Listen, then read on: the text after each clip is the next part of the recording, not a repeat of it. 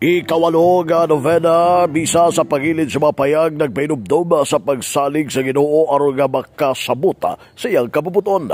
Niya sa makanunayon nga pagampo sa Ginoo dili nato mausabang hunahuna sa Ginoo apan ang atong kaugalingon ang mag-usab nga makasabot sa kabubuton sa Dios. Yan ang giyatagan nga pagtaga ni Reverend Father Sir Menard Pangilinan ang nimong homily sa ikawalo nga novena bisa nga mao'y naghatag og pagpahinumdum ilabi na sa pagsabot sa kabubuton sa Diyos.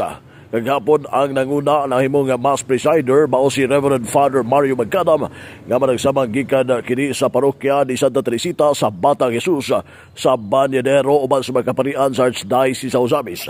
Gihatagan og pagtagad ni Father Pangilinan nga base sa Ebanghelyo kaghapon nga nagpahinumdum sa pakigrelasyon sa langitong Amahan.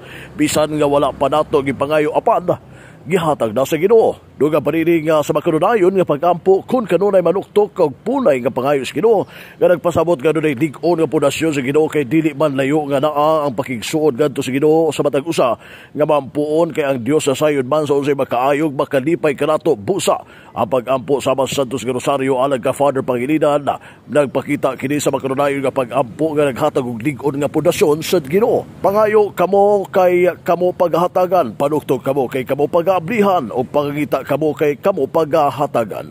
Kini ang gitagang pagtagan ni Father Pangilinan nga ang tanan nga makahatag og kaayo sa matag usa. Ihatag gayon kini sa langitong Amahan nga tinuod nga makalipay apan kun dili kini haob kanato dili kini ihatag sa matag usa. Gipasabot usab ni Father Pangilinan nga ang tulo ka paagi sa pagtubag sa Ginoo kanato ang pagtubag nga gihatag sa atong gipangayo. Una, ang paagi nga wala ihatag sa Ginoo kay dili pa kita andam o dili panahon nga ihatag sa mga gipangayo diya sa pagampo. Ug dugang pa dinhi nga ang paagi usab kun dili haom alang kanato dili gid kini ihatag sa Dios. Sa lig-on usab nga pundasyon sa Ginoo aron mahimong lig-on ang pagsalig sa Ginoo aron makasabot sa kabubuton sa Dios diha sa Ginoo kay siya man sa paagi sa pagampo dili nato mausab ang hunahuna sa Ginoo kundi kita ang mag-usab. Kami dawat sa unsay gihatag sa Dios nga kinasing-kasing nga pagdawat. Sa katapusan, naghihatag usab nga pagtulunan ni Father Sir Menard Pangilinan nga nagpahinumdum base sa Ebanghelyo kagapon nga Ginoo mihatag gayud sa iyang grasya alang kanato nga maghatag og kaayuhan pinagi sa panabang sa mahal nga Birhen Maria ang Birhen sa kuta kay paagi kini sa pagampo nga paghatag og makapasuod ngadto sa langitong Amahan.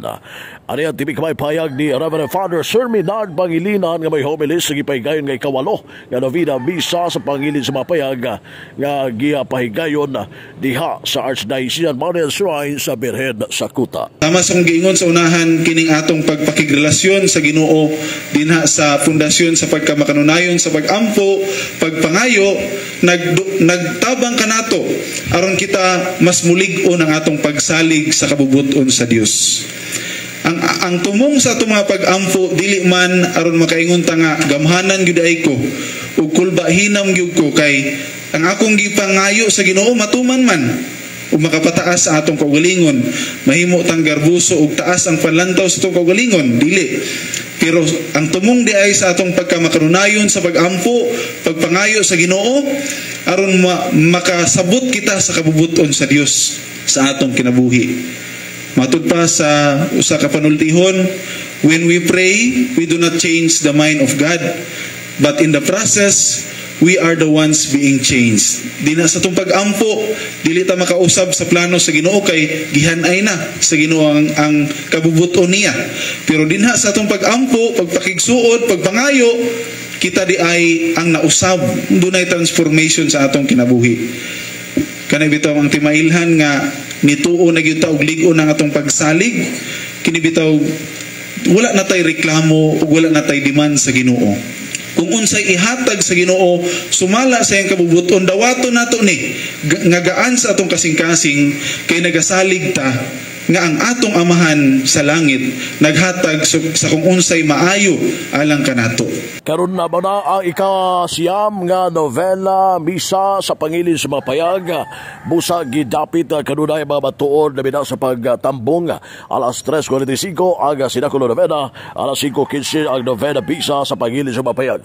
Ginasig ang mga batuon gikan sa San Lorenzo Ruiz ang community sa Chinese Filipino community diha sa maong parokya nga moapil alang sa pagpaygayon sa maong kasiyab na nga novena misa o giban ang pagpaygayon sa mga matuod gikan mismo sa Metropolitan Cathedral sa Immaculada Concepcion sa Nagbayad sa Osabis o giban ang gikan sa mga matuod sa Tinago nga gidasig nga moapil sa maong novena ikasiyam na nga novena misa sa pangilin sa mga payag. Ang manguna unya sa novena misa ikasiyam nga novena misa mao si Reverend Father El Momelo uban sa mga matuon uban sa mga kaparian sa Archdiocese sa Osabis kamutabong sa naisgutan nga pagpangandam alang sa kasulugan ug mga adlaw na ang kasulugan sa pangilin sa mga payag o mga adlaw ang misa konsidebrada ipahigayon kini alas 9 antag na sa buntag uban sa Arsobispo sa Archdiocese sa Osabis Archbishop Martin Sarmento Habawa DD. Gawas niya na doon sa Santos nga misa sa alas 6 sa buntag ang alas 9 nga misa konselebrada uban sa Arsobispo ug mga kaparian o alas 5 sa hapon alang dadto mga matuod usaba nga makatambong alang sa pagpaygayon sa pangilin sa mga payag. Human sa misa konselebrada ano daw sa kalihukan drama nga mismo diha ipaygayon sa Wellness Park nga makahatag sa kalingawan ngadto sa mga matuon uban sa pagtambong labi na mga matuon gikan mismo sa mga parokya gikan sa mga nagkanayang parokya sa Archdiocese sa Osabis gikan sa Don Victoriano padulong na kini sa Concepcion Misamis Occidental nga mga matuon nga gikatagdang motambong ugma sa adlaw mismo sa kasulugan sa pangilin sa mga payag.